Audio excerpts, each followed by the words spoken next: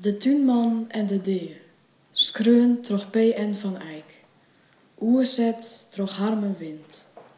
On het wut is een Perzisk eelman. De tuinman en de deer. Oer Remus draagt mijn tuinman van de morgen mijn wente in. Heer, heer, hark je mij aan.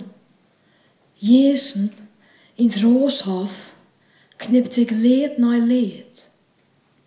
Doe zeg ik efter mij, des die de deer.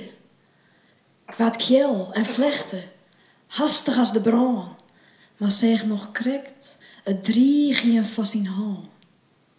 Master jou hiest, ik zul hem de sporen jaan, nog vadder joen berik ik Ispahaan.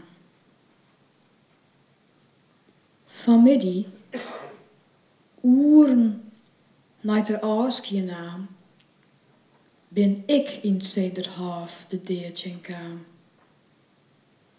Waarom, vreeg ik, want hij jout geen lood, voon jou dochs mijn feind sa op de hoed? Glimkjend andert er mij, de baddeneer te vervlechtje zoe.